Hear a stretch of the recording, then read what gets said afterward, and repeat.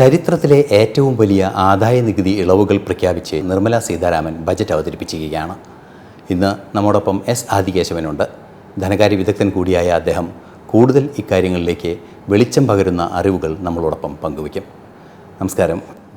ജനം ടി വിയിലേക്ക് സ്വാഗതം sir. Thank you. Nirmala Sitharaman അവതരിപ്പിച്ച ബജറ്റ് അത് ഏറ്റവും അട്രാക്റ്റീവ് ആവുന്നത് അതിലെ ടാക്സ് റിലാക്സേഷൻസ് തന്നെയാണ് പ്രധാനമായും. അതിലെ ആദായനികുതിയുടെ ആ ഒരു ഇളവുകൾ ചരിത്രത്തിലെ ആദ്യത്തെ ആദായനികുതി ഇളവുകളാണ് എന്നാണ് മനസ്സിലാക്കാൻ സാധിക്കുന്നത്. അത്രയും വലിയൊരു വോളിയം. എങ്ങനെയാണ് ഈ വിഷയത്തെ ആദായനികുതിയിൽ വരുത്തിയിരിക്കുന്ന ഇളവുകളെ സാറ് നോക്കിക്കാണുന്നത്? ബഡ്ജറ്റിലെ പ്രധാനപ്പെട്ട പല നിർദ്ദേശങ്ങളും ഉണ്ടെങ്കിലും പൊതുവെ ഇന്ന് മാധ്യമങ്ങളും എല്ലാവരും ചർച്ചയ്ക്ക് വിഷയമാക്കിയത് ഈ ഇൻകം ടാക്സ് സ്ലാബിൽ വരുത്തിയിട്ടുള്ള മാറ്റങ്ങളും ഈ ഇളവുകളും തന്നെയാണ്. ശരിക്കും പറഞ്ഞാൽ ഈ ബഡ്ജറ്റിനൊരു തത്വശാസ്ത്രം, ഒരു ഫിലോസഫി ഉണ്ട്. എന്താണ് അതിൻ്റെ കാതലായ സന്ദേശം, അല്ലെങ്കിൽ ഇതിൻ്റെ പുറകിലുള്ള ചേതോവികാരം എന്താണെന്ന് നോക്കിക്കഴിഞ്ഞാൽ, നമ്മുടെ സമ്പദ്ഘടന പ്രതീക്ഷിച്ച അത്ര വളർച്ച 24-25 കൈവരിക്കാൻ സാധിച്ചിട്ടില്ല എന്നുള്ളത് വസ്തുതയാണ്. 7% വളർച്ച ഉണ്ടാവും എന്നുള്ള പ്രതീക്ഷ നമുക്ക് ബഡ്ജറ്റ് ഡോക്യുമെൻറ്റ്സിലുണ്ടായിരുന്നു. അതേപോലെ റിസർവ് ബാങ്കും ആ പ്രതീക്ഷ പുറത്തുവിട്ടിരുന്നു. പക്ഷേ ആക്ച്വലായിട്ട് ഈ നടപ്പ് സാമ്പത്തിക വർഷം മാനുഫാക്ചറിങ് സെക്ടറിലുള്ള പ്രകടനം അത്ര കണ്ട് പ്രതീക്ഷിച്ച അത്ര ഉയരാത്തത് കാരണം വളർച്ചാ നിരക്ക് 6.4 അല്ലെങ്കിൽ പ്രതീക്ഷിച്ചതിലും കുറവായിട്ട് നിൽക്കുകയും, അതേപോലെ അടുത്ത വർഷവും 25-26 ബഡ്ജറ്റ് ശരിക്കും ആ വർഷത്തെ കവർ ചെയ്യുന്നതാണല്ലോ. ഇനി വരുന്ന സാമ്പത്തിക വർഷത്തെ വരവ് ചെലവ് കണക്കാണല്ലോ ബഡ്ജറ്റ്. പക്ഷേ ആ വർഷവും നമ്മുടെ ഇക്കണോമിക് സർവേ നമ്മൾ ആധാരമായിട്ട് എടുത്തു കഴിഞ്ഞാൽ 25-26 7% വളർച്ച നമുക്ക് ഉണ്ടാവില്ല എന്നുള്ളതാണ് സർക്കാരിൻ്റെ തന്നെ കണക്ക്. അപ്പോൾ സർക്കാരിന് ചെയ്യാൻ പറ്റുന്ന എന്താണ്? വളർച്ചാ നിരക്ക് താഴോട്ട് പോകുമ്പോൾ വിപണിയിലെ ഡിമാൻഡ്, ആൾക്കാരുടെ ക്രയശേഷി വർദ്ധിപ്പിക്കുക, പണം കൂടുതൽ അടിസ്ഥാന സൗകര്യ മേഖലയ്ക്കടക്കം പണം കൂടുതൽ വിനിയോഗിക്കുക, ഇതൊക്കെയാണ് ഒരു സർക്കാരിന്, ഏത് സർക്കാരിനും ചെയ്യാൻ പറ്റുന്നത്. അടിസ്ഥാന സൗകര്യ മേഖലയ്ക്ക് വേണ്ടിയിട്ടുള്ള നീക്കിയിരിപ്പും ഇപ്പോൾ താങ്കൾ പറഞ്ഞ ഈ നികുതി ഇളവ് ചരിത്രത്തിലാദ്യമായി, അല്ലെങ്കിൽ ചരിത്രത്തിൽ തന്നെ കണ്ടിട്ടില്ലാത്ത വിധത്തിലുള്ള നികുതി ഇളവ് സർക്കാർ പ്രഖ്യാപിക്കുമ്പോൾ മനസ്സിലാക്കേണ്ട മറ്റൊരു കാര്യം, അടിസ്ഥാന സൗകര്യ മേഖലയ്ക്ക് കഴിഞ്ഞ വർഷം തന്നെ മുമ്പെങ്ങും ഉണ്ടാകാത്ത വിധത്തിലുള്ള ഡിപ്ലോയ്മെൻറ്റ് അല്ലെങ്കിൽ നീക്കിയിരിപ്പ് സർക്കാർ നടത്തുകയുണ്ടായി. അതിനെയും നമ്മൾ പ്രാധാന്യത്തോടു കൂടി തന്നെ കാണണം. കാരണം 11,11,111 നമ്മൾ പല പ്രാവശ്യം പറയുന്ന നമ്പർ ആയതുകൊണ്ട് അത് നമുക്ക് ഓർമ്മയുണ്ടാകും. അത്രയും അടിസ്ഥാന സൗകര്യ മേഖലയ്ക്ക് വേണ്ടി മാറ്റിയിരുത്തി കഴിഞ്ഞ ബഡ്ജറ്റിൽ. ഈ ബഡ്ജറ്റിലും ബഡ്ജറ്റ് ഡോക്യുമെൻറ്റ്സ് വെളിവാക്കുന്നത് അതേ എമൗണ്ട്, ഏകദേശം 11 ലക്ഷവും പിന്നെ ക്യാപിറ്റൽ എക്സ്പെൻഡിച്ചർ വിവിധ ഇനങ്ങളിലുള്ള മറ്റുള്ള ചെറിയ നീക്കിയിരിപ്പ് കൂട്ടി എടുക്കുകയാണെന്നുണ്ടെങ്കിൽ ബഡ്ജറ്റ് ഡോക്യുമെൻറ്റ്സിൽ പറയുന്നത് മൊത്തം അടിസ്ഥാന സൗകര്യത്തിന് വേണ്ടിയിട്ടുള്ള ചെലവ് സർക്കാരിൻ്റെ ഭാഗത്തു നിന്നും ഏകദേശം 15 ലക്ഷം കോടി ഈ വർഷം, അടുത്ത സാമ്പത്തിക വർഷം സർക്കാർ നടത്തുന്നു. അപ്പം വിപണിയിൽ പണമിറക്കി വളർച്ചയ്ക്ക് ആക്കം കൂട്ടാനായിട്ട് സർക്കാരിന് ചെയ്യാൻ പറ്റുന്ന ആദ്യത്തെ നടപടി അടിസ്ഥാന സൗകര്യ മേഖല. രണ്ടാമത്തത് ക്രയശേഷി വർദ്ധിപ്പിക്കുക എന്നുള്ളത്, ആൾക്കാരുടെ കൺസംഷൻ കൂട്ടുക എന്നുള്ളത്. കൺസംഷൻ ശരിക്കും പറഞ്ഞാൽ ചില മേഖലകളിലെ സൂചന പ്രകാരം നമ്മൾ മനസ്സിലാക്കേണ്ടത് കഴിഞ്ഞ വർഷങ്ങളിലെക്കാളും ഡിമാൻഡ് കുറഞ്ഞു എന്നുള്ള സൂചന നമുക്ക് വിപണിയിൽ നിന്ന് നമുക്ക് കിട്ടുന്നുണ്ട്. പ്രത്യേകിച്ച് ഇപ്പം കാറുകളുടെ വിൽപ്പന തോത് നോക്കുകയാണെന്നുണ്ടെങ്കിൽ കഴിഞ്ഞ വർഷത്തെ അപേക്ഷിച്ച് 3-4% മാത്രമേ വർധന വന്നിട്ടുള്ളൂ. സാധാരണ ഇക്കോണമി നോമിനൽ ടേംസിൽ 9 അല്ലെങ്കിൽ 10% വർദ്ധിച്ച തോതിൽ വളരുന്നു എന്നുണ്ടെങ്കിൽ എല്ലാ മേഖലകളിലും 10 അല്ലെങ്കിൽ 11% വളർച്ച നമുക്ക് കൈവരിക്കുവാൻ സാധിക്കണം. മറ്റൊരു രീതിയിൽ പറഞ്ഞാൽ, ഇപ്പോൾ 1 ലക്ഷം കോടിക്കുള്ള കാറുകളാണ് ഒരു കമ്പനി കഴിഞ്ഞ വർഷം വിറ്റതെങ്കിൽ നമ്മുടെ വളർച്ചാ നിരക്ക് 10% ആണെങ്കിൽ ഈ വർഷം 1,10,000 കോടി തുകയുടെ കാറുകൾ അവർക്ക് വിൽക്കാനായിട്ട് സാധിച്ചിരിക്കണം. ആ കണക്ക് വെച്ച് നോക്കുമ്പോൾ നഗരമേഖലയിലെ ഡിമാൻഡ് കുറഞ്ഞതിൻ്റെ ഫലമായിട്ട് സാധാരണ ഈ മൊത്തത്തിലുള്ള കച്ചവടത്തിൻ്റെ വർധനവ് 4-5% മാത്രമേ നടക്കുന്നുള്ളൂ ചില മേഖലകളിലെങ്കിലും. പ്രധാനപ്പെട്ട ഓട്ടോമൊബൈൽ സെക്ടർ. പക്ഷേ അവിടെയും നമ്മൾ വേറിട്ട് കാണേണ്ടത് 2 വീലേഴ്സിൻ്റെ സെയിൽസ് ഗണ്യമായി തന്നെ ഈ വർഷം വർദ്ധിച്ചിട്ടുണ്ട്. ട്രാക്ടറുകളുടെ സെയിലും ഇതേപോലെ 10 അല്ലെങ്കിൽ 11% വർധനവ് നേടിയിട്ടുണ്ട്. ഈ ഓട്ടോമൊബൈൽ, കാർസ്, പിന്നെ FMCG, നമ്മുടെ ഇപ്പോൾ ഹിന്ദുസ്ഥാൻ യൂണിലിവർ, സോപ്പ് പൗഡർ, പിന്നെ പേസ്റ്റ്, ഇതൊക്കെ ഉണ്ടാക്കി വിൽക്കുന്ന കമ്പനികളാണല്ലോ നമ്മൾ fast moving consumer goods companies എന്ന് പറയുന്നത്. ഹിന്ദുസ്ഥാൻ യൂണിലിവർ, സർഫ് മുതലായ പ്രോഡക്ട്സിൻ്റെ മാനുഫാക്ചറാണ് അവർ. ITC, നമ്മുടെ ബിസ്ക്കറ്റ് മുതൽ മറ്റു പല നിത്യോപയോഗ സാധനങ്ങളും ഉണ്ടാക്കുന്ന കമ്പനിയാണ്. ഇവരൊക്കെ പറയുന്നത് നഗരമേഖലകളുടെ ഡിമാൻഡ് കുറഞ്ഞു, ഗ്രാമീണ മേഖലയിൽ ഡിമാൻഡ് ഉയർന്നു തന്നെ നിൽക്കുന്നു. അപ്പോൾ ഈ ഡിമാൻഡ് വർദ്ധിപ്പിക്കാൻ വേണ്ടിയിട്ടുള്ള പ്രധാനപ്പെട്ട ഒരു നടപടിയാണ് ടാക്സിലെ ഇളവുകൾ. ടാക്സിലെ ഇളവ് കൊടുക്കുമ്പോൾ സാധാരണ വരുമാനമുള്ള അല്ലെങ്കിൽ സാലറി ക്ലാസ് അടക്കമുള്ള ആൾക്കാരുടെ കയ്യിലെ പൈസ കൂടുന്നു. ആ പൈസ ഒന്നുകിൽ ഇവർക്ക് ബാങ്കിൽ നിക്ഷേപിക്കാം, അല്ലെങ്കിൽ വേറെ ഏതെങ്കിലും നിക്ഷേപ മാർഗങ്ങളിൽ കാശ് കൊണ്ടിടാം, അല്ലെങ്കിൽ സാധനങ്ങൾ വാങ്ങിക്കൂട്ടാം. അപ്പോൾ സാധനങ്ങൾ വാങ്ങിക്കൂട്ടുമ്പോൾ ഡിമാൻഡ് വർദ്ധിക്കുന്നു. അങ്ങനെ വളർച്ചയ്ക്ക് ആക്കം കൊടുക്കുവാനായിട്ട് സാധിക്കും. സർക്കാരിൻ്റെ ഭാഗത്തു നിന്ന് രണ്ടാമതായിട്ട് ചെയ്യാൻ പറ്റുന്നത് ജനങ്ങളുടെ കയ്യിലുള്ള പൈസയുടെ തോത് വർദ്ധിപ്പിക്കുക, കാശിൻ്റെ തോത് വർദ്ധിപ്പിക്കുക, ക്രയശേഷി വർദ്ധിപ്പിക്കുക, ഡിമാൻഡ് വർദ്ധിപ്പിക്കുക. ഇതാണ് ഇതിൻ്റെ പുറകിലുള്ള തത്വശാസ്ത്രം. അപ്പോൾ ആ രീതിക്ക് നോക്കുമ്പോൾ സർക്കാരിനെ കൊണ്ട് ചെയ്യാൻ പറ്റുന്നതിൻ്റെ പരമാവധി സർക്കാർ ചെയ്യുന്നു. ഇനി ശരിക്കും നമ്മളിട്ട് നോക്കേണ്ടത് ഇതിനനുബന്ധമായി പ്രൈവറ്റ് സെക്ടർ, സ്വകാര്യ മേഖല എത്രത്തോളം നിക്ഷേപം, എത്രത്തോളം ഇൻവെസ്റ്റ്മെൻറ്റ് എക്സ്പാൻഷന് വേണ്ടി ചിലവാക്കും. ഉടൻ നടക്കണം എന്നല്ല നമ്മൾ വിവക്ഷിക്കുന്നത്. ഈ ഡിമാൻഡ് വർധന മൂലം കപ്പാസിറ്റി എക്സ്പാൻഡ് ചെയ്യണമല്ലോ. ഇപ്പോൾ കാറുകളുടെ വിൽപ്പന അവർ ഉദ്ദേശിച്ച രീതിയിൽ നടക്കുകയാണെന്നുണ്ടെങ്കിൽ അഡീഷണൽ കപ്പാസിറ്റി സെറ്റപ്പ് ചെയ്യണം. അഡീഷണൽ കപ്പാസിറ്റി സെറ്റപ്പ് ചെയ്യുമ്പോൾ വളർച്ച വീണ്ടും ഉണ്ടാകും. ആ വളർച്ച ഉണ്ടാകുമ്പോൾ തൊഴിൽ സാധ്യതകൾ വർദ്ധിക്കും. മൊത്തത്തിലൊരു വെർച്വസ് സൈക്കിൾ അങ്ങനെ ക്രിയേറ്റ് ചെയ്യപ്പെടും. അപ്പോൾ അതിനെ ലാക്കാക്കിക്കൊണ്ട്, അതിനെ അടിസ്ഥാനപ്പെടുത്തിക്കൊണ്ട് ആ ഒരു തത്വശാസ്ത്രത്തിൻ്റെ ബേസിസിലാണ് ഈ ബഡ്ജറ്റിനെ നമ്മൾ കാണേണ്ടത്. ആ രീതിക്ക് പൊതുവെ പറഞ്ഞാൽ പരാതിക്ക് വകയില്ലാത്ത രീതിയിലുള്ള നടപടിക്രമങ്ങൾ ഈ കഴിഞ്ഞ കുറേ ബഡ്ജറ്റുകൾ നമ്മളെല്ലാം കാണുകയുണ്ടായല്ലോ. നിർമ്മലാ സീതാരാമൻജി തന്നെ അവതരിപ്പിച്ച ബഡ്ജറ്റുകളിലെല്ലാം വെച്ച് എനിക്കിഷ്ടപ്പെട്ട ഏറ്റവും പ്രധാനപ്പെട്ട നടപടികൾ ഉൾക്കൊള്ളുന്ന ഒരു ബഡ്ജറ്റാണ് ഈ വർഷത്തെ ബഡ്ജറ്റ്. അനുബന്ധമായിട്ട് നമ്മൾ പറയേണ്ട വേറൊരു കാര്യം, ഏറ്റവും ചുരുങ്ങിയ സമയം, എനിക്ക് തോന്നുന്നത് ബഡ്ജറ്റ് സ്പീച്ചിൻ്റെ ഡ്യൂറേഷൻ എടുത്തു കഴിഞ്ഞാൽ ഇത്രയും ചുരുക്ക സമയം കൊണ്ട് അവതരിപ്പിച്ച ബഡ്ജറ്റ് ഈ അടുത്ത കാലത്തൊന്നും ഞാൻ കണ്ടിട്ടില്ല. വളരെ ചുരുക്കം സമയം മാത്രം എടുത്തുകൊണ്ട് വളരെ നല്ല നടപടികൾ ഉൾക്കൊള്ളിച്ചുകൊണ്ട് സർക്കാരിൻ്റെ ക്രയം അല്ലെങ്കിൽ എക്സ്പെൻഡിച്ചർ ഒരു 3 ലക്ഷം കൂടിയെങ്കിലും കൂട്ടിക്കൊണ്ട് സർവതല സ്പർശിയായി അവതരിപ്പിക്കപ്പെട്ട ഒരു ബഡ്ജറ്റായിട്ടാണ് നാം ആമുഖത്തിൽ ഈ ബഡ്ജറ്റിനെ വിലയിരുത്തേണ്ടത്. തീർച്ചയായും നമ്മൾ ആ ടാക്സിൻ്റെ കാര്യം തന്നെയായിരുന്നു ഏറെ ഗൗരവത്തോടെ ചർച്ച ചെയ്യേണ്ടത്. പല സ്ലാബുകളുണ്ട്. അതുപോലെ തന്നെ ഈ ടാക്സ് സ്ലാബുകളിൽ തന്നെ ചില മാർജിനൽ അഡീഷണൽ ഫീച്ചേഴ്സ് അങ്ങനെയുള്ള ചില കാര്യങ്ങളും ഉൾപ്പെടുത്തിയിട്ടുണ്ടെന്ന് പറയുന്നുണ്ട്. ഇപ്പോൾ നമുക്ക് ടാക്സിൻ്റെ സ്ലാബ് നമുക്കറിയാവുന്നതാണ്. ആദ്യത്തെ 4 ലക്ഷം ഒഴിവാക്കുന്നു, പിന്നീടുള്ള 4 ലക്ഷത്തിനെ ഒരു നിശ്ചിത 5%, 10% അങ്ങനെ ഒരു പ്രോഗ്രസീവായൊരു ടാക്സിങ് പാറ്റേൺ ഉണ്ടാക്കിയിട്ടുണ്ട്. ഈ ടാക്സിങ് പാറ്റേൺ എന്നതിനപ്പുറം, ആ ടാക്സിങ് പാറ്റേൺ തീർത്തും പരിഗണിക്കപ്പെടേണ്ട ഒരു വിഷയം തന്നെയാണ്. അതിനപ്പുറം ആ ടാക്സിങ് പാറ്റേണിൻ്റെ പ്രത്യേകതകൾ, എന്തെങ്കിലും അഡീഷണൽ ഫീച്ചേഴ്സ് അല്ലെങ്കിൽ ഏതെങ്കിലും വിശേഷമായ പ്രത്യേകതകൾ നമുക്ക് കാണാൻ സാധിക്കുന്നുണ്ട്. പ്രധാനപ്പെട്ട കാര്യം, നമ്മൾ ഇന്ന് 1-2 ചർച്ചകൾ നേരത്തെ പങ്കെടുത്തപ്പോഴും ആൾക്കാർ ചോദിക്കുന്ന ഒരു ചോദ്യം, ഞാനൊരു ടാക്സ് എക്സ്പെർട്ടല്ല, പക്ഷേ ചോദ്യങ്ങളുടെ അടിസ്ഥാനത്തിൽ മറ്റുള്ളവരുമായിട്ട്, ചാർട്ടേഡ് അക്കൗണ്ടൻസുമായിട്ട് സംസാരിച്ചപ്പോൾ നമുക്ക് മനസ്സിലാക്കാൻ സാധിക്കുന്നത്, ഇപ്പം ഈ നിക്ഷേപത്തിൻ്റെ ഇൻകത്തിൻ്റെ പരിധി, ഇൻകം ടാക്സിൻ്റെ കൊടുക്കേണ്ടതിൻ്റെ ആവശ്യമില്ലാത്ത ഇൻകത്തിൻ്റെ ആദായത്തിൻ്റെ പരിധി 7 ലക്ഷത്തിൽ നിന്നും 12 ലക്ഷമായിട്ട് ഉയർത്തിയിട്ടുണ്ട്. അതിൻ്റെ അർത്ഥം 12 ലക്ഷം വരുമാനമുള്ള വ്യക്തികൾക്ക് ഒരു രീതിയിലുള്ള ടാക്സും കൊടുക്കേണ്ട ആവശ്യമില്ല. കാരണം 12 ലക്ഷം വരെ 87A പ്രകാരമുള്ള റിബേറ്റ് ബാധകമാണ്. 12 ലക്ഷത്തിൽ കവിഞ്ഞുള്ള ആദായം അല്ലെങ്കിൽ വരുമാനം ഉണ്ടെങ്കിൽ അവർക്ക് ഈ സ്ലാബിൽ നിഷ്കർഷിച്ചിട്ടുള്ള നികുതി തന്നെയാണ് അവർക്ക് ബാധകമാവുന്നത്. ഉദാഹരണമായിട്ട് ഇന്നിപ്പോൾ ചോദിച്ച് 13 ലക്ഷം ഒരാൾക്ക് വരുമാനമുണ്ടെങ്കിൽ എത്ര നികുതി കൊടുക്കേണ്ടി വരും? അദ്ദേഹത്തിന് കൊടുക്കേണ്ടി വരുന്ന നികുതി എന്ന് പറയുന്നത് 4 to 8-5%.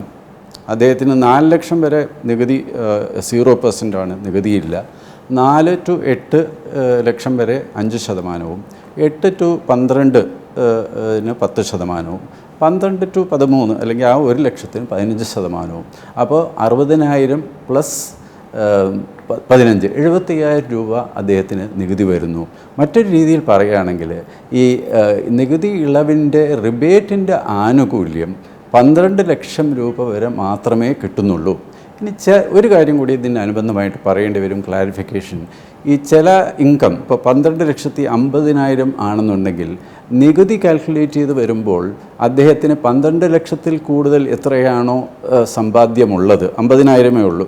നികുതി കാൽക്കുലേറ്റ് ചെയ്ത് വരുമ്പോൾ ചിലപ്പോൾ 55,000 ആയാൽ ഒരു മാർജിനൽ റിലീഫ് വെച്ചുകൊണ്ട് 5,000 രൂപ മാത്രം അദ്ദേഹത്തിന് നികുതി കൊടുത്താൽ മതി.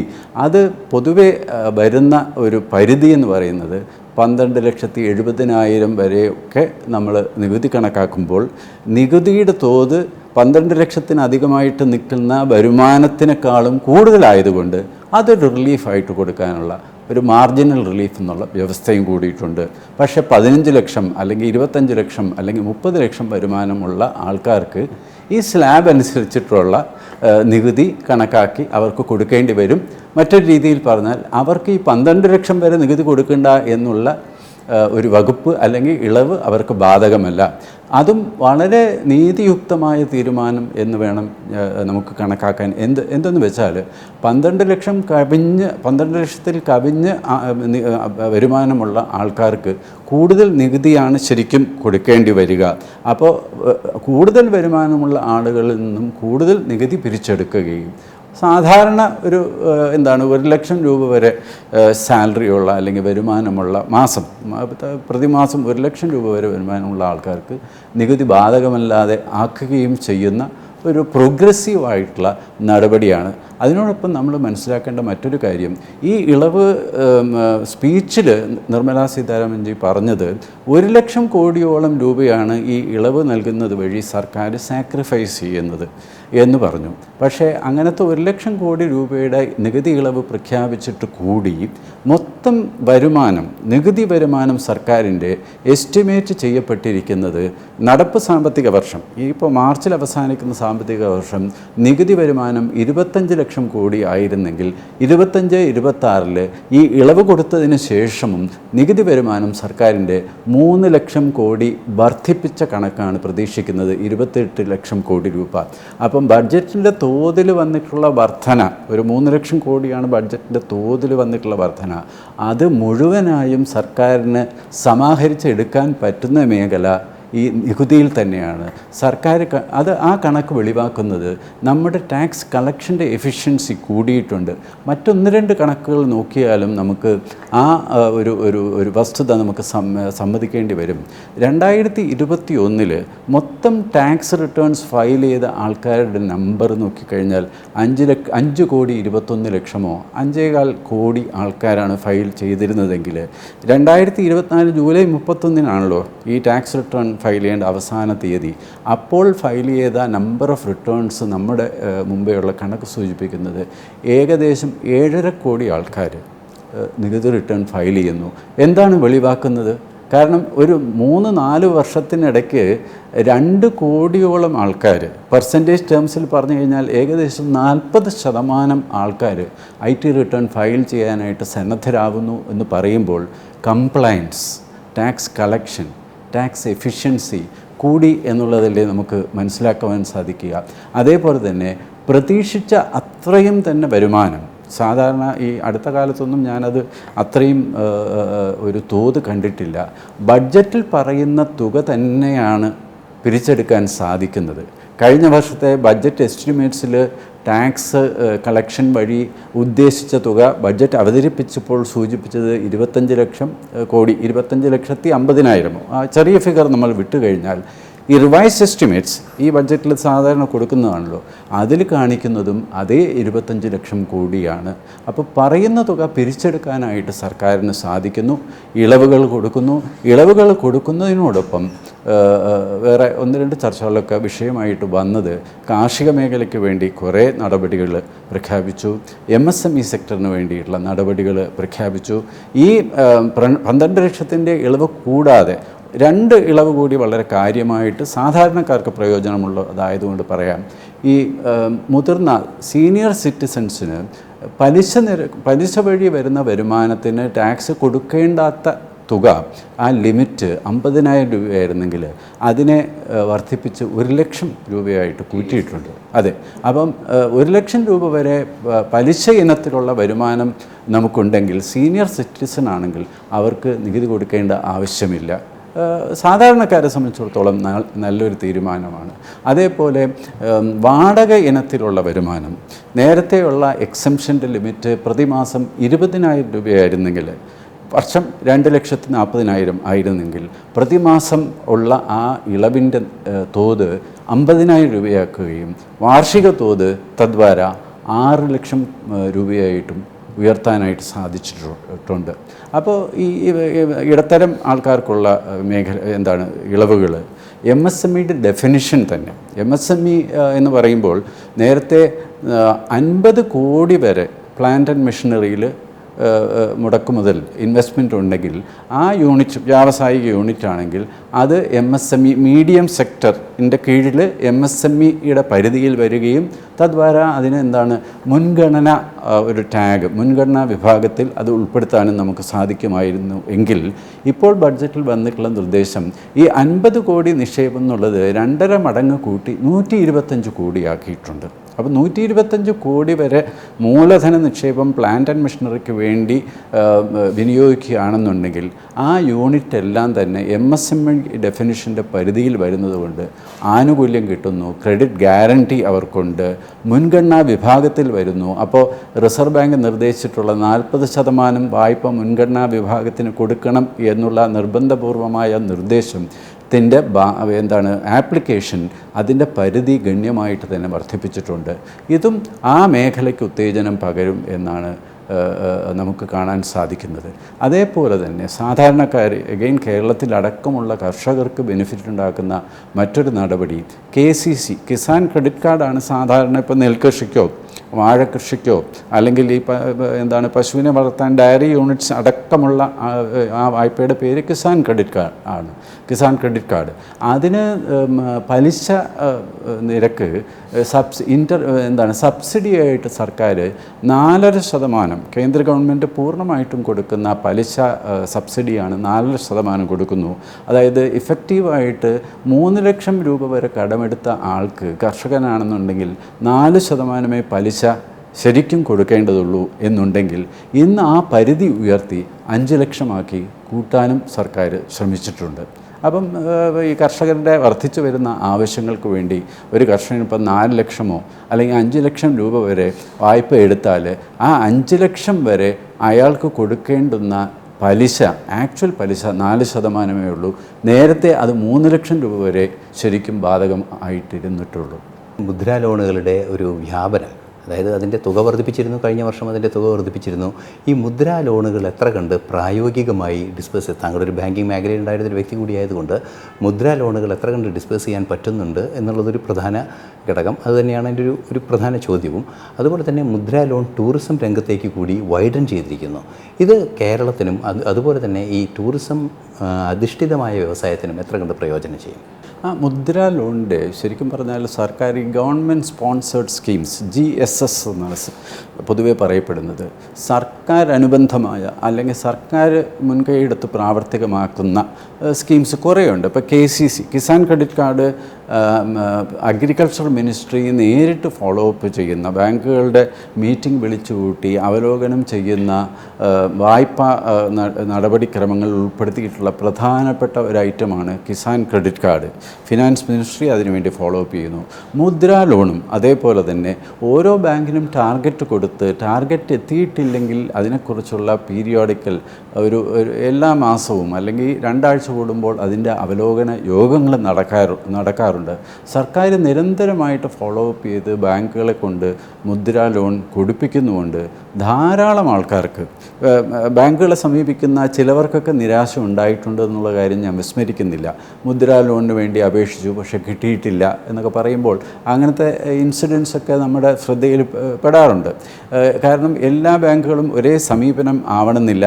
ബാങ്കുകളുടെ സമീപനം സർക്കാരിൻ്റെ സ്കീംസ് ഇംപ്ലിമെൻറ്റ് ചെയ്യാൻ വേണ്ടി ഇനിയും മാറണം എന്നുള്ള കാര്യത്തിൽ എനിക്ക് സംശയമൊന്നുമില്ല. പക്ഷേ മുദ്രാ ലോണിനെ സംബന്ധിച്ച് പറയുകയാണെന്നുണ്ടെങ്കിൽ പരമാവധി ബാങ്കുകൾ, state bank of India, government banks അടക്കം പ്രൈവറ്റ് ബാങ്ക്സ് ഉൾപ്പെടെ മുദ്രാ ലോൺ അപേക്ഷയ്ക്ക് അനുബന്ധമായിട്ടുള്ള നടപടിക്രമങ്ങൾ വളരെ വേഗം സ്വീകരിച്ചു വരുന്നു. അതിൻ്റെ തോതും വർദ്ധിപ്പിച്ചല്ലോ. മുദ്രാ ലോൺ നേരത്തെ 10 ലക്ഷം രൂപയായിരുന്നു മുദ്രാ ലോണിൻ്റെ മാക്സിമം പരിധി ഉണ്ടായിരുന്നത്. ജൂലൈ 24 അവതരിപ്പിച്ച ബഡ്ജറ്റിൽ അതിൻ്റെ തോത് 10 ലക്ഷം രൂപ വരെ എടുത്തിട്ട് കൃത്യമായിട്ട് തിരിച്ചടച്ച വ്യക്തിയാണെന്നുണ്ടെങ്കിൽ 20 ലക്ഷം വരെ മുദ്രാ ലോൺ ആയിട്ട് അദ്ദേഹത്തിന് കൊടുക്കണം, ഈടൊന്നും കൂടാതെ എന്നുള്ള കാര്യവും സർക്കാർ നിഷ്കർഷിക്കുകയുണ്ടായി. അതിനോടൊപ്പം കാണേണ്ട വേറൊരു സംഗതി, മുദ്രാ ലോണിൻ്റെ എത്രത്തോളം എഫക്റ്റീവാണ്. ഈ മുദ്രാ ലോൺ കൊടുത്തു കഴിഞ്ഞാൽ അത് എത്ര പേർക്ക് ഗുണം ചെയ്യുന്നു എന്നുള്ളതിൻ്റെ ഒരു കണക്ക് നമുക്ക് നോക്കാവുന്നത് മുദ്രാ ലോണിൽ വന്നിട്ടുള്ള കിട്ടാക്കടങ്ങളുടെ തോതാണ്. മുദ്രാ ലോണിൽ വന്നിട്ടുള്ള കിട്ടാക്കടങ്ങളുടെ തോത് നോക്കുകയാണെന്നുണ്ടെങ്കിൽ നമുക്ക് ശരിക്കും അതിശയം തോന്നും. കാരണം സർക്കാർ കൊടുക്കുന്ന വായ്പ എന്ന് പറയുമ്പോൾ തിരിച്ചടയ്ക്കേണ്ട എന്നുള്ള രീതിയിലുള്ള ഒരു കാഴ്ചപ്പാട് പൊതുവെ ജനങ്ങൾക്കുണ്ടാവും എന്നാണ് നമ്മുടെ ധാരണ.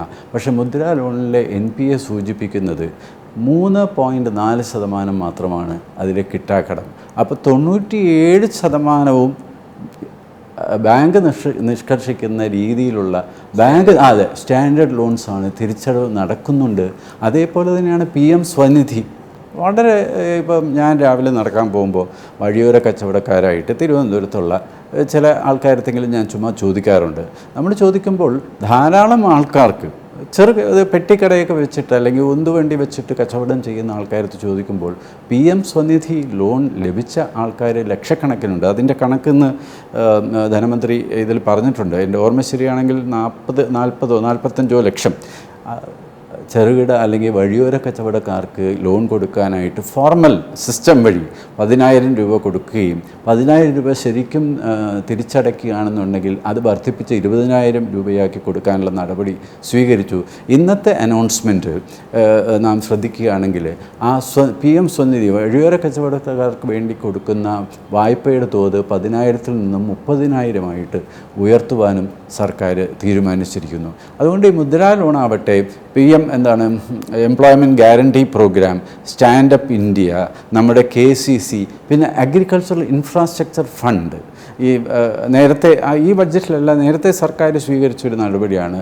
2 കോടി വരെ കാർഷിക മേഖലയിൽ അടിസ്ഥാന ഇൻഫ്രാസ്ട്രക്ചറിന് വേണ്ടി ഉള്ള ആവശ്യത്തിന് ബാങ്കിൽ നിന്നും വായ്പ കൊടുത്തു കഴിഞ്ഞാൽ അതിന് ഗ്യാരണ്ടി കവറേജ് ഉണ്ട്. അപ്പോൾ ബാങ്കുകൾക്ക് NPA വന്നാലും ഗ്യാരണ്ടി കവറേജ് ഉള്ളതുകൊണ്ട് ഒരു 60-70% അവർക്ക് ആ ഫണ്ടിൽ നിന്നും തിരിച്ചു കിട്ടും എന്നുള്ള ഒരു കംഫർട്ട് ഉള്ളതുകൊണ്ട് AIFൻ്റെ ലോൺസ് കൊടുക്കുന്നു. പലിശ നിരക്ക് 7% മാത്രം. ബാക്കി സർക്കാർ ഈ സബ്സിഡി പലിശ ഇനത്തിൽ സബ്സിഡി കൊടുക്കുന്നുണ്ട്. അപ്പോൾ ഈ വായ്പകളെല്ലാം തന്നെ നമ്മുടെ വളർച്ച, കൃഷിരംഗത്തെയും ചെറുകിട സൂക്ഷ്മ ഇടത്തരം വ്യവസായങ്ങളുടെ രംഗത്തെയും പ്രോത്സാഹിപ്പിക്കുവാനും വളർച്ചയ്ക്ക് ആക്കം കൂട്ടുവാനും സാധിച്ചിട്ടുണ്ട് എന്നുള്ളത് നമുക്ക് സംശയത്തിൻ്റെ ആവശ്യമില്ല. പക്ഷേ ഈ മേഖലകളിൽ ഈ സമീപിക്കുന്ന എല്ലാവരും, ഞാനത് വീണ്ടും പറയുന്നു, കാരണം ഇത് കേൾക്കുന്ന പ്രേക്ഷകർ കുറേ പേർക്കെങ്കിലും പരാതി ഉണ്ടാവും. ഞാൻ ഇന്ന ബാങ്കിനെ സമീപിച്ചു, പക്ഷേ എനിക്ക് വായ്പ ലഭിച്ചില്ല. പക്ഷേ വായ്പ ലഭിച്ചില്ല എന്നുള്ള കാരണമുണ്ടെങ്കിൽ നിങ്ങൾ അർഹതപ്പെട്ട ആളാണ്, നിങ്ങളുടെ പദ്ധതി കമേഴ്ഷ്യലി വയബിൾ ആണെന്നുണ്ടെങ്കിൽ ശരിക്കും പറഞ്ഞു കഴിഞ്ഞാൽ വായ്പ നിഷേധിക്കാനുള്ള അധികാരം ഇന്ത്യയിലെ ഒരു ബാങ്കിനുമില്ല. അത് ഏതെങ്കിലും ഫോറത്തിൽ നമ്മൾ പരാതിയായിട്ട് നമ്മൾ അത് ഉയർത്തിക്കൊണ്ടുവരണം. കാരണം സർക്കാരിൻ്റെയും ബാങ്കുകളുടെ മാനേജ്മെൻറ്റുകളുടെയും തീരുമാനം ഈ ഗവൺമെൻറ് സ്പോൺസേഡ് സ്കീംസ് നീതിയുക്തമായ രീതിയിൽ നടപ്പാക്കുകയും ആവശ്യാനുസരണം ഒരു വയബിളായിട്ടുള്ള ഒരു ബിസിനസ് ഐഡിയയുമായിട്ട് വരികയാണെന്നുണ്ടെങ്കിൽ ആ വ്യക്തിക്ക് ഈ വായ്പ കൊടുത്തിരിക്കണം. കാരണം ഇതൊക്കെ ഗ്യാരണ്ടി കവർ ഉള്ളതാണ്. ബാങ്ക് വായ്പ കൊടുത്തതുകൊണ്ട് അഥവാ NPA ആയാൽ പോലും നിശ്ചിത ഒരു ശതമാനം ബാങ്കിന് റിക്കവറി ആയിട്ട് ഗ്യാരണ്ടി ട്രസ്റ്റ് കൊടുക്കും. അവിടെയും കുറേ മാറ്റങ്ങൾ ഈ ബഡ്ജറ്റിലുണ്ട്. നമ്മൾ പരിധി നേരത്തെ MSME സെക്ടറിന് വായ്പാ പരിധി ഈടില്ലാതെ കൊടുക്കാൻ പറ്റുന്നത് 5 കോടിയായിരുന്നെങ്കിൽ ഇപ്പോൾ അത് 10 കോടിയായിട്ട് ഉയർത്തിയിട്ടുണ്ട്. സ്റ്റാർട്ടപ്പ് മേഖലയിലെ യൂണിറ്റുകളാണെങ്കിൽ 10 കോടി വരെ നേരത്തെ ഈടില്ലാതെ കൊടുക്കാൻ സാധിക്കുമായിരുന്നു. ആ 10 കോടി 20 കോടിയായിട്ട് വർദ്ധിപ്പിച്ചിട്ടുണ്ട്. അങ്ങനെ കുറേ നടപടിക്രമങ്ങൾ സർക്കാരിൻ്റെ ഭാഗത്തു നിന്ന് ഉണ്ടായിട്ടുണ്ട്. ഇംപ്ലിമെൻറ്റേഷൻ്റെ കാര്യത്തിൽ പോരായ്മകൾ ഇല്ല എന്ന് ഞാൻ പറയുന്നില്ല. ആ പോരായ്മകളുണ്ടെങ്കിൽ അത് പരിഹരിക്കാനായിട്ടുള്ള നടപടികൾ ഈ അഫക്റ്റഡ് ആൾക്കാർ അത് സ്വീകരിക്കണം. പരാതി ശരിയാവണ്ണം ഉന്നയിക്കുകയാണെന്നുണ്ടെങ്കിൽ അതിനുള്ള പരിഹാരവും കണ്ടെത്തുവാൻ നമുക്ക് സാധിക്കും. അതുപോലെ ഇപ്പോൾ നമ്മൾ ഈ ലോണിൻ്റെ കാര്യം, മുദ്ര ലോണിൻ്റെ കാര്യം തന്നെ പറഞ്ഞപ്പോൾ വളരെ കുറഞ്ഞ NPA, അതല്ലെങ്കിൽ കിട്ടാക്കടം വളരെ കുറഞ്ഞ ഒരു കാറ്റഗറി ലോണാണെന്ന് പറഞ്ഞു. അതുപോലെ തന്നെ മറ്റൊരു ഇന്നലെ കണ്ട എക്കണോമിക് സർവേയിലൊക്കെ കൃത്യമായി പരാമർശിച്ചിരിക്കുന്നു. നമ്മൾ വലിയൊരു NPAയുടെ കഥകളൊക്കെ പറഞ്ഞ ഒരു പൂർവ്വകാലം നമുക്കുണ്ടായിരുന്നു. ഇപ്പോൾ NPA വളരെ ക്രെഡിബിളായി കുറഞ്ഞിരിക്കുന്നു. ഈ NPA കുറഞ്ഞത് ഇത്തരത്തിലുള്ള ലോണുകളുടെ മാർക്കറ്റ് വിപുലീകരിക്കുന്നതിനെ ഗവൺമെൻറ്റിനെ ആത്മവിശ്വാസം നൽകുന്നുണ്ടോ? തീർച്ചയായിട്ടും. ഗവൺമെൻറ് മാത്രമല്ല, ഇപ്പോൾ അതുകൊണ്ടാണ് ഇൻവെസ്റ്റ്മെൻറ്റ്, അതായത് പുതിയ നിക്ഷേപം നമുക്ക് പ്രൈവറ്റ് സെക്ടറിൽ നിന്ന് വരുത്താനായിട്ട് സാധിക്കുന്നുണ്ട്. മിക്ക കമ്പനികളുടെയും ബാലൻസ് ഷീറ്റിൽ നേരത്തെ താങ്ങാനാവാത്ത വിധത്തിലുള്ള വായ്പയുടെ ഒരു ലോഡ് പല കമ്പനികൾക്കും ഉണ്ടായിരുന്നു. അതാണ് 2012-14 കാലഘട്ടത്തിൽ വളരെയധികം കിട്ടാക്കടത്തിൻ്റെ തോത് ബാങ്കുകളിൽ ഏകദേശം 2015-16 വരെയൊക്കെ ബാങ്കുകളുടെ കിട്ടാക്കടത്തിൻ്റെ തോത് വളരെയധികം വർദ്ധിക്കുകയും മിക്കവാറും ബാങ്കുകൾ നഷ്ടത്തിലാവുകയും ഒക്കെ ചെയ്ത ഒരു പശ്ചാത്തലം ആ സമയത്താണ് ഉണ്ടായിരുന്നത്. പക്ഷേ ഇന്ന് നമ്മൾ നോക്കുമ്പോൾ കിട്ടാക്കടത്തിൻ്റെ തോത് ഈ പറഞ്ഞതുപോലെ നേരത്തെ ഡബിൾ ഡിജിറ്റ്സ് 10% വരെയൊക്കെ ഗ്രോസ് NPA ബാങ്കിങ് സിസ്റ്റത്തിനാണ്, ഒരു പ്രത്യേക വിഭാഗത്തിനല്ല. കാരണം വലിയ ലോണുകളൊക്കെയാണ് NPA ആയിക്കൊണ്ടിരുന്നത്. അപ്പോൾ അതുകൊണ്ട് 10%-ത്തിലധികം കിട്ടാക്കടത്തിൻ്റെ തോതായിരുന്നെങ്കിൽ അതിപ്പോൾ 2.6%, 3%-ത്തിൽ താഴെയായിട്ട് കുറഞ്ഞു. അപ്പോൾ ബാങ്കുകൾക്ക് വായ്പ കൊടുക്കാനുള്ള കെട്ടുറപ്പ്, ഒരു ഭദ്രത കൂടി അതുവഴി. അതേപോലെ തന്നെ ഇങ്ങോട്ട് വായ്പ എടുക്കാനായിട്ട് നിൽക്കുന്ന കമ്പനികളുടെ വായ്പയുടെ തോത് കൺട്രോൾ ചെയ്യാനായിട്ട് പറ്റി. അപ്പോൾ അതുകൊണ്ട് വളർച്ചയ്ക്ക് വേണ്ടിയിട്ടുള്ള സാഹചര്യം ഒരുക്കാനായിട്ട് ബാങ്കുകളുടെ നടപടികളുണ്ടും അതിൽ ഈ റൈറ്റിംഗ് ഓഫ് ലോൺസും ഉണ്ടായിരുന്നു കേട്ടോ. ഒരു കാരണം അതിൽ ഒരു മിസ്കൺസെപ്ഷൻ ഇപ്പോൾ താങ്കൾ ചോദിച്ചില്ലെങ്കിലും പറയാനുള്ളത്, ഈ എഴുതിത്തള്ളി, ഇത്രയും വായ്പ എഴുതിത്തള്ളി എന്നുള്ളതൊരു വിമർശനമായിട്ട് ഉന്നയിക്കുന്നുണ്ട്. പക്ഷെ ഞാൻ പറയുന്നു വളരെ വ്യക്തമായിട്ട്, ഒരു ബാങ്കും ഈ വായ്പ എഴുതിത്തള്ളി എന്ന് പറയുമ്പോൾ ആ വായ്പ മാപ്പാക്കി എന്നുള്ള അർത്ഥമല്ല.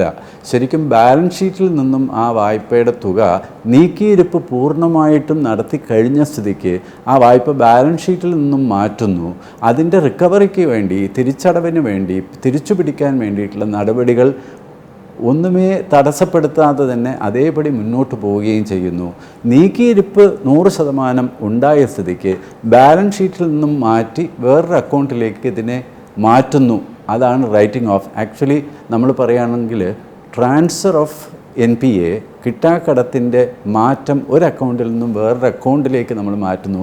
ബാലൻസ് ഷീറ്റിൽ പ്രതിഫലിച്ചിരുന്ന ആ തുക ബാലൻസ് ഷീറ്റിൽ നിന്നും മാറ്റി വേറൊരു അക്കൗണ്ടിലേക്ക് മാറ്റുന്നതിനെയാണ് ഈ write off, technical write off എന്ന് നമ്മൾ പറയുന്നത്. അപ്പോൾ അതിൻ്റെ അർത്ഥം ഈ എഴുതിത്തള്ളുകയല്ല, ആ ലോണൊന്നും മാപ്പാക്കി കൊടുക്കുകയല്ല. അത് വീണ്ടും തിരിച്ചു പിടിക്കാനുള്ള ശ്രമങ്ങൾ കോടതി മുഖാന്തരം അല്ലെങ്കിൽ NCLT, IBC, നമ്മുടെ സർഫേസി എന്താണോ അതിനുള്ള ആപ്ലിക്കബിൾ ആയിട്ടുള്ള നിയമ നടപടി അത് ബാങ്കുകൾ എടുക്കുന്നുമുണ്ട്. പക്ഷേ ഈ ബാലൻസ് ഷീറ്റ് ക്ലീനപ്പ് ചെയ്യാൻ വേണ്ടി അങ്ങനത്തെ നടപടികൾ സ്വീകരിച്ചു വരുന്നു. മൊത്തത്തിൽ പറഞ്ഞാൽ ഇനി വരുന്ന വളർച്ചയ്ക്ക് വേണ്ടി പുതിയ സംരംഭങ്ങൾ വരാനുള്ള ഏറ്റവും മൂർത്തമായ ഏറ്റവും നല്ല ഒരു സാഹചര്യമാണ് ബാങ്കുകളുടെ ഭാഗത്താണെങ്കിലും കോർപ്പറേറ്റ്സിൻ്റെ ഭാഗത്താണെങ്കിലും നമുക്ക് കാണുവാൻ സാധിക്കുക. പല നിയമങ്ങളും ഡീക്രിമിനലൈസ് ചെയ്തു. അതായത് വലിയ കുറ്റകൃത്യങ്ങളല്ലാത്ത ചില ടെക്നിക്കൽ കുറ്റകൃത്യങ്ങളായി അതിനെ പരിവർത്തനം ചെയ്തു എന്ന വാർത്തകളൊക്കെ അല്ലെങ്കിൽ നിലപാടുകളൊക്കെ അവർ പറഞ്ഞിരുന്നു. ഏതാണ് ആ രീതിയിലുള്ള ഇൻകം ടാക്സുമായി ബന്ധപ്പെട്ട വിഷയങ്ങളും അതുപോലെ അനുബന്ധമായ വിഷയം? അതായത് പൊതുവേ പറയുകയാണെങ്കിൽ നമ്മുടെ അപ്രോച്ച് ഇപ്പോൾ ഈസ് ഓഫ് ഡൂയിങ് ബിസിനസ് എന്നുണ്ടല്ലോ.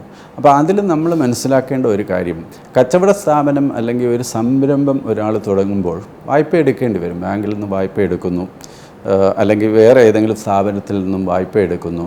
ഈ സംരംഭം വിചാരിച്ച രീതിയിൽ മുന്നോട്ട് കൊണ്ടുപോകാൻ സാധിച്ചില്ല എന്നുണ്ടെങ്കിൽ നഷ്ടത്തിലാവുമ്പോൾ ഈ തിരിച്ചടവ് ബാധിക്കപ്പെടും, കിട്ടാക്കടമാവും. പക്ഷേ അതൊരു ബ്ലാക്ക് മാർക്ക് ആയിട്ട് കണക്കാക്കേണ്ടതില്ല എന്നുള്ളതാണ് അടിസ്ഥാനപരമായ തത്വം. ഫ്രോഡോ അല്ലെങ്കിൽ എന്തെങ്കിലും ഒരു തെറ്റായ നടപടി, ഒരാവശ്യത്തിന് വേണ്ടി ബാങ്കിൽ നിന്നും ലോൺ എടുക്കുകയും ആ ആവശ്യത്തിനല്ലാതെ മാറ്റി ചിലവാക്കുകയും ഒക്കെ ചെയ്തു കഴിഞ്ഞാൽ അതിനെ ഫ്രോഡായിട്ട് നമുക്ക് കാണേണ്ടി വരും. അങ്ങനെ അല്ലാത്ത സാഹചര്യത്തിലാണെന്നുണ്ടെങ്കിൽ ഈ എക്സിറ്റ് എത്രത്തോളം ഈസി ആയിട്ടൊരു സംരംഭം തുടങ്ങാനായിട്ട് നമുക്ക് സാധിക്കുന്നു, അത്രത്തോളം ഈസി ആയിട്ട് തന്നെ സംരംഭം വിജയകരമായി ലാഭകരമായി മുന്നോട്ട് കൊണ്ടുപോകാൻ സാധിച്ചിട്ടില്ലെങ്കിൽ നമുക്കതിൽ നിന്നും മാറി നിൽക്കാനും നമുക്ക് സാധിക്കണമല്ലോ. അപ്പോൾ എക്സിറ്റ് റൂട്ടിനുള്ള കാര്യങ്ങളും IBC insolvency and bankruptcy code അതിൻ്റെ ഭാഗമായിട്ടാണ് കൊണ്ടുവന്നത്. അത് വായ്പ എടുത്ത ആൾക്കും വായ്പ കൊടുത്ത ആൾക്കും ഈ ഡിഫോൾട്ടിൻ്റെ തോതനുസരിച്ച് രണ്ടു പേർക്കും IBC വഴി നിയമ നടപടികളിലേക്ക് നീങ്ങാം. അങ്ങനെ നീങ്ങിക്കഴിഞ്ഞാൽ വളരെ പെട്ടെന്ന് ഒന്നുകിൽ വായ്പകൾ പുനഃക്രമീകരിക്കുക അല്ലെങ്കിൽ സ്ഥാപനം അടച്ചു പൂട്ടുക എന്നുള്ള തീരുമാനത്തിലേക്ക് സർക്കാർ ആ IBC ആക്ട് പ്രകാരം നിഷ്കർഷിച്ചിരിക്കുന്നത് ഏകദേശം 330 ദിവസത്തിനകം എങ്കിലും ആ തീരുമാനം വരണം എന്നാണ്. പല കേസിലും ആ തീരുമാനം വൈകി ഒക്കെ പോയിട്ടുണ്ടെങ്കിലും ഉദ്ദേശം കാണിക്കുന്നത്, നമ്മൾ പറഞ്ഞു വന്ന ക്രിമിനലൈസേഷൻ്റെ കാര്യം പറയുകയാണെന്നുണ്ടെങ്കിൽ, സാധാരണഗതിയിൽ ഒരു ബാങ്കിൽ നിന്നും വായ്പ എടുത്തു അല്ലെങ്കിൽ സംരംഭം പൊളിഞ്ഞു എന്ന് പറയുമ്പോൾ അയാളെ ഒരു ക്രിമിനലായിട്ടുള്ള, അയാളൊരു ഡിഫോൾട്ടർ ആണെങ്കിലും പുതിയ വായ്പയ്ക്ക് അയാൾക്ക് ഒരു ബുദ്ധിമുട്ടും കൂടാതെ നമുക്ക് പുതിയ വായ്പ എടുക്കാൻ സാധിക്കുന്ന ഒരു ഓഫ്കോഴ്സ് കൂളിംഗ് പീരീഡിൻ്റെ ഒക്കെ കാര്യമുണ്ട്. അങ്ങനെ ഈ ഫിനാൻഷ്യൽ ഡീലിങ്സിൽ ഫ്രോഡില്ലെങ്കിൽ, തട്ടിപ്പോ വെട്ടിപ്പോ ഒന്നും നടത്തിയിട്ടില്ലെങ്കിൽ അതിനെ ഒരു ക്രിമിനൽ ആക്ടിൻ്റെ പരിധിയിൽ കൊണ്ടുവരുന്നത് പൊതുവെയുള്ള ഒരു അപ്രോച്ചിൻ്റെ ഭാഗമാണ്. വികസ്വര രാജ്യങ്ങളിലെല്ലാം തന്നെ ഇങ്ങനത്തെ നടപടികൾ ഇപ്പോൾ സ്വീകരിച്ചു വരുന്നുണ്ട്. വികസിത രാജ്യങ്ങളിൽ പൊതുവെ നോക്കിക്കഴിഞ്ഞാൽ ഇതാണ് നടപടിക്രമം. നമ്മുടെ അമേരിക്കൻ പ്രസിഡന്റ് ഡൊണാൾഡ് ട്രംപ് വരെ, ഞാൻ വായിച്ചത് ഓർമ്മ ശരിയാണെങ്കിൽ, എത്രയോ പ്രാവശ്യം ഇൻസോൾവെൻ്റ് ആയിരുന്നു അദ്ദേഹം ബിസിനസ് നടത്തിയിട്ട്. അദ്ദേഹം ഇപ്പോൾ അമേരിക്കൻ പ്രസിഡൻ്റാണ്. അപ്പോൾ ഒരു കച്ചവടം തുടങ്ങി കമേഴ്ഷ്യൽ കാരണങ്ങൾ കൊണ്ട് കച്ചവടം പൊളിഞ്ഞാൽ അയാളുടെ അന്ത്യം നമ്മൾ കുറിക്കേണ്ടതില്ല. അയാൾ വേറെ ഏതെങ്കിലും പുതിയ സംരംഭം തുടങ്ങുകയാണെന്നുണ്ടെങ്കിൽ അതിനെ സപ്പോർട്ട് ചെയ്യണം ഇക്കോണമിയിൽ, ഒരു ബ്ലാക്ക് മാർക്ക് ഇല്ലാതെ. അതാണ് ഈ ഡീക്രിമിനലൈസേഷൻ്റെ അടിസ്ഥാന തത്വം. മറ്റൊരു വിഷയം, സർവീസ് സെക്ടറിലേക്ക് വരികയാണെങ്കിൽ, താങ്കൾ ബാങ്കിങ്ങിലായിരുന്നെങ്കിൽ കൂടി ഈ ഇൻഷുറൻസ് സെക്ടറുമായി ബന്ധപ്പെട്ട വലിയൊരു തീരുമാനമുണ്ടായിട്ടുണ്ട്. 74% നേരിട്ടുള്ള വിദേശ നിക്ഷേപം ഇപ്പോൾ 100% ഉയർത്തിയിരിക്കുന്നു. പക്ഷേ ഒരു വളരെ കൃത്യമായൊരു ക്ലോസും വെച്ചിട്ടുണ്ട്. എത്രയാണോ പ്രീമിയം ഭാരതത്തിൽ നിന്ന് കളക്ട് ചെയ്യുന്നത് അത് ഇവിടെ തന്നെ നിക്ഷേപിക്കണം, അല്ലെങ്കിൽ ഇവിടെ തന്നെ ചെലവ് ചെയ്യണമെന്നാണ്. ഈ രണ്ട്, അതായത് ഇൻഷുറൻസ് സെക്ടറിൽ 100% വിദേശ നിക്ഷേപം അനുവദിക്കുകയും അതേസമയം ഇങ്ങനെയൊരു നിയന്ത്രണം, ഇങ്ങനെയൊരു നിഷ്കർഷ വയ്ക്കുകയും ചെയ്യുന്നതിൻ്റെ യുക്തി എന്താണ്? ഇൻഷുറൻസ് മേഖലയിലെ വളരെ നല്ല ചോദ്യം. കാരണം അതും വളരെ പ്രധാനപ്പെട്ട ഒരു തീരുമാനമാണ്. നമുക്കറിയാം, ഇൻഷുറൻസ് മേഖലയിൽ പ്രവർത്തിക്കുന്ന, ഇപ്പോൾ നമ്മൾ നോക്കിക്കഴിഞ്ഞാൽ പ്രധാനമായിട്ടുള്ള ഇന്ത്യൻ ധനകാര്യ സ്ഥാപനങ്ങൾ എല്ലാം തന്നെ വിദേശ ഒരു കൊളാബറേഷൻ ഇപ്പോൾ തന്നെ ഉണ്ട്. ഇപ്പോൾ ICICI പ്രുഡൻഷ്യൽ, അതാണ് അതിൻ്റെ പേര്. എന്താ അതുകൊണ്ട് ഉദ്ദേശിക്കുന്നത്? പ്രുഡൻഷ്യൽ എന്ന് പറയുന്ന UK ബേസ്ഡ് ഇൻഷുറൻസ് സ്ഥാപനമാണ്. അവർക്ക് ICICIയുമായിട്ട് ഒരു ടൈപ്പ് ഉണ്ട്. 74% വരെ ഇക്വിറ്റി നേരത്തെ അലോഡായിരുന്നു, ഇപ്പോൾ അത് 100%. അതവിടെ നിൽക്കട്ടെ. നമ്മൾ പറഞ്ഞു തുടങ്ങുമ്പോഴത്തേക്കും ICICI പ്രുഡൻഷ്യൽ ഈ HDFC സ്റ്റാൻഡേർഡ്, അതൊരു അബർഡീൻ എന്ന് പറയുന്ന എഗെയിൻ UK കമ്പനിയാണ്. അപ്പോൾ അവരും HDFCയുമായിട്ട് കൈകോർത്തിട്ടാണ് ഇൻഷുറൻസ് മേഖലയിൽ പുതിയ ഒരു സ്ഥാപനം അല്ലെങ്കിൽ പുതിയ ഒരു എൻറ്റിറ്റി അവർ ജോയിൻറ്റ് വെഞ്ചറായിട്ട് തുടങ്ങിയത്. എന്തിനേറെ പറയുന്നത് SBI BNP പാരിബ എന്ന് പറയുന്ന സ്ഥാപനവുമായിട്ട് കൈകോർത്തിട്ടാണ് ഇൻഷുറൻസ് മേഖലയിലേക്ക് വരുന്നത്. കാരണം വികസിത രാജ്യങ്ങളിലെ ഇൻഷുറൻസ് കമ്പനികൾക്ക് നാം ഉദ്ദേശിക്കുന്ന രീതിയിലുള്ള ഒരു എന്താണ് ഇൻഷുറൻസ് പെനിട്രേഷൻ നടത്തണം എന്നുണ്ടെങ്കിൽ പ്രവൃത്തി പരിചയമുള്ള കൊളാബറേഷൻ പാർട്ട്നേഴ്സ് നമുക്ക് വേണ്ടി വരും എന്നുള്ളത് നേരത്തെ മനസ്സിലാക്കിയിരുന്നു. അതുകൊണ്ടാണ് ആദ്യം 49% പിന്നെ 74% ആക്കിയത്. ഇന്നിപ്പോൾ 100% ആയി എന്ന് പറയുമ്പോൾ പൂർണ്ണമായിട്ടും ഈ ഇൻഷുറൻസ് മേഖലയിലേക്ക് വിദേശ നിക്ഷേപം വരുന്നതിനോട് നമുക്ക് ഒരു വിയോജിപ്പുമില്ല. വളരെ നല്ല തീരുമാനം. കാരണം ഇൻഷുറൻസ് പെനിട്രേഷൻ വികസിത രാജ്യങ്ങളെ അപേക്ഷിച്ച് നമ്മളിപ്പോഴും വികസിതമായിട്ടില്ലെങ്കിലും നമ്മുടെ രാജ്യത്തിൻ്റെ ഇൻഷുറൻസ് പെനിട്രേഷൻ വളരെ കുറവാണ്. 4% മാത്രം ആണെന്നുള്ള കണക്ക്. അപ്പോൾ 4% എന്ന് പറയുമ്പോൾ 100 പേര് ഇൻഷുറൻസ് കവറേജിന് എലിജിബിൾ ആണെന്നുണ്ടെങ്കിൽ അതിലിപ്പോൾ 4% ആൾക്കാർ മാത്രമാണ് ഇൻഷുറൻസ് പ്രോഡക്ട്സ് എടുത്തിട്ടുള്ളത്. നമുക്കിനിയും വ്യാപിപ്പിക്കാനുണ്ട്. ഇപ്പോൾ ഹെൽത്ത് ഇൻഷുറൻസ് എല്ലാവർക്കും അറിവുള്ളതാണല്ലോ. ഒരു 15 വർഷം മുമ്പ് വരെ നമ്മളിൽ തന്നെ എത്ര പേരാണ് ഹെൽത്ത് ഇൻഷുറൻസ് എടുക്കാനായിട്ട് തയ്യാറായിട്ടിരുന്നത്? 15-20 വർഷം. ഇന്നത്തെ സ്ഥിതി ഇപ്പോൾ നമ്മളെപ്പോലെ ഏതെങ്കിലും സ്ഥാപനത്തിൽ വർക്ക് ചെയ്യുന്ന ആളാണെന്നുണ്ടെങ്കിൽ ഒന്നുകിൽ ആ സ്ഥാപനത്തിൻ്റെ കീഴിൽ ഒരു ഇൻഷുറൻസിൽ പരിരക്ഷ അവർക്കുണ്ടാവും, അല്ലെങ്കിൽ ആൾക്കാർ മെഡിക്കൽ ഇൻഷുറൻസ് എടുക്കുന്നുണ്ട്. ഇപ്പോൾ നമ്മൾ ആശുപത്രിയിൽ പോയി കഴിഞ്ഞാൽ അപ്പോൾ ഇൻഷുറൻസിൻ്റെ ആവശ്യം ജനങ്ങൾ മനസ്സിലാക്കി കഴിഞ്ഞു. ഇൻഷുറൻസ് മേഖലയിൽ കുറച്ചുകൂടി വേഗത്തിൽ പ്രോഡക്ട്സ് എല്ലാവരിലും എത്തിക്കേണ്ടതിൻ്റെ ആവശ്യകത, ഇൻഷുറൻസ് കവറേജിൻ്റെ കാര്യം കൂട്ടുന്നതിൻ്റെ ആവശ്യകത ഒക്കെ നമ്മൾ അംഗീകരിച്ച സ്ഥിതിക്ക് വിദേശ നിക്ഷേപം കൂടി വന്നു കഴിഞ്ഞാൽ ഈ മേഖലയ്ക്ക് മെച്ചമുണ്ടാവും എന്നുള്ള കാര്യത്തിൽ സംശയമില്ല. മാത്രവുമല്ല, നമ്മളിത് ഈ 100% എന്ന് കേൾക്കുമ്പോൾ മനസ്സിലാക്കേണ്ട ഒരു കാര്യം, ഇന്ന് നമ്മൾ 100% ആക്കി എന്നുള്ള ഒറ്റ കാരണം കൊണ്ട് ഇപ്പം വിദേശികളെല്ലാം കൂടി ഇവിടെ വന്ന് നിക്ഷേപിച്ച് എന്തെങ്കിലും വലിയ ഒരു കോളിളക്കം സൃഷ്ടിക്കും എന്നുള്ള പ്രതീക്ഷയൊന്നും നമുക്ക് വേണ്ട. അതായത് ഞാൻ പറഞ്ഞു വന്നത് 100% ആക്കിയത് കൊണ്ട് ഇവിടെ വന്ന് നിക്ഷേപിച്ച് ഇവിടെ നിന്ന് ലാഭം ഉണ്ടാക്കി അവർ പുറത്തേക്ക് കൊണ്ടുപോകുന്നുള്ള ഒരു ആശങ്കയും വേണ്ട. അവർക്ക് എവിടെയൊക്കെയാണോ നിക്ഷേപം കൊണ്ടുവന്നാൽ ലാഭകരമായി കച്ചവടം, ഇൻഷുറൻസ് കച്ചവടം നടത്താൻ സാധിക്കും എന്നുള്ള വിശകലനം ചെയ്തതിൻ്റെ ബേസിസിൽ മാത്രമേ വരികയുള്ളൂ. മാത്രവുമല്ല, ഈ റിപ്പാട്രിയേഷൻ്റെ കാര്യത്തിലുള്ള നിബന്ധനകൾ നമ്മൾ വെച്ചിട്ടുണ്ട്. നമ്മളപ്പോൾ ഒരു ബാഹ്യശക്തിക്കും അടിയറവ് പറയുന്ന രീതിയിലുള്ള ഒരു നടപടിയായിട്ട് ഇതിന് കാണേണ്ടതില്ല. ആ രീതിക്ക് രാജ്യത്തിൻ്റെ താല്പര്യം മുൻനിർത്തി രാജ്യത്തിൻ്റെ താല്പര്യം സംരക്ഷിക്കാൻ വേണ്ടിയിട്ടുള്ള വീക്ഷണത്തോട് കൂടിയിട്ടാണ് ഈ നടപടികളെല്ലാം നമ്മുടെ ഭാഗത്തേക്ക് വരുന്നത്. 100% ആക്കിയത് വളരെ നല്ലൊരു തീരുമാനമാണ്. കാരണം ആ മേഖലയിൽ വിദേശ നിക്ഷേപത്തോടു കൂടി നമുക്ക് കിട്ടുന്നത് വിദേശികളുടെ എക്സ്പെർട്ടീസ് കൂടിയിട്ടാണ് ഈ മേഖല. ഈ തരം മേഖലകളിലെല്ലാം അവർക്കുള്ള പ്രാവീണ്യം കൂടി നമ്മുടെ രാജ്യത്തിന് ഇതുമൂലം ലഭ്യമാവും. അതിനാണ് ഞാൻ ഈ കൊളാബറേഷൻ്റെ കാര്യമെല്ലാം ഇന്ന് പ്രവർത്തിക്കുന്ന ഇന്ത്യൻ കമ്പനികളെല്ലാം തന്നെ വിദേശിയുമായിട്ട് കൈകോർത്തിട്ടാണ് ഇൻഷുറൻസ് മേഖലയിൽ ഇന്ന് പ്രവർത്തിക്കുന്നത്. അവരുടെ പ്രവൃത്തി പരിചയം നമ്മുടെ മേഖലയ്ക്ക് കിട്ടിക്കൊണ്ടിരിക്കുന്നു. അതിൻ്റെ തോത് വർദ്ധിപ്പിക്കാനുള്ള ഒരു നടപടി കൂടിയിട്ടാണ് ഈ 100% വിദേശ നിക്ഷേപം ഇൻഷുറൻസ് മേഖലയിൽ. ഇപ്പോൾ ഉടൻ തന്നെ പുതിയ ആദായ നികുതി നിയമം, ആ ബില്ല് വരാൻ പോകുന്നതെന്ന് ഇന്ന് ബജറ്റിലും അവർ അത് പ്രഖ്യാപിക്കുകയും ചെയ്തു. അതിൽ വളരെ ഊന്നൽ നൽകിയിരിക്കുന്നത് ഈ ആദായ നികുതി കുറേ കൂടി ലളിതമാക്കുക, അല്ലെങ്കിൽ അതിൻ്റെ സങ്കീർണ്ണ സ്വഭാവമെല്ലാം മാറ്റുക. ഇപ്പോൾ അത് കാൽക്കുലേറ്റ് ചെയ്യുമ്പോൾ തന്നെ ഒരു സങ്കീർണതയുണ്ട് അതിന്. അത്തരത്തിലുള്ള സങ്കീർണ്ണ സ്വഭാവം മാറ്റുക എന്നൊരു ലക്ഷ്യമാണ്. ഈ സങ്കീർണ്ണ സ്വഭാവം ഇതിനെ മാറ്റിക്കഴിഞ്ഞാൽ ഈ ഇത്തരത്തിലുള്ള ആദായ നികുതിയുടെ പരിധിയിൽ കൂടുതൽ പേർ ടാക്സ് ആംബിറ്റ് വർദ്ധിപ്പിക്കുന്നതിന് അത് ഗുണകരമായി ഭവിക്കുമോ? തീർച്ചയായിട്ടും അതാണ്. അതായത് ഇപ്പം ആദായ നികുതിയുടെ കാര്യം ഇപ്പോൾ താങ്കൾ സൂചിപ്പിച്ചതുപോലെ ധനമന്ത്രി പറഞ്ഞത് മൊത്തത്തിൽ നമ്പർ ഓഫ് പേജസ് എടുത്താലും അതിൻ്റെ കണ്ടൻസ് എടുത്താലും ക്ലോസ് എടുത്താലും പകുതിയാവും എന്നാണ് പറഞ്ഞിട്ടുള്ളത്. സിംപ്ലിഫൈ ചെയ്യുക എന്നുള്ളത് കംപ്ലയൻസിൻ്റെ തോത് ഈ നികുതി ഇനത്തിൽ വരുന്ന ആൾക്കാരുടെ പരിധി വർദ്ധിപ്പിക്കും. ആൾക്കാർക്ക് നികുതി റിട്ടേൺ IT റിട്ടേൺ ഫയൽ ചെയ്യാനുള്ള ബുദ്ധിമുട്ട് ഒഴിവാക്കി കിട്ടും. വിശ്വാസ്യത കൂടും എന്നുള്ള കാര്യത്തിൽ ഒരു സംശയവുമില്ല.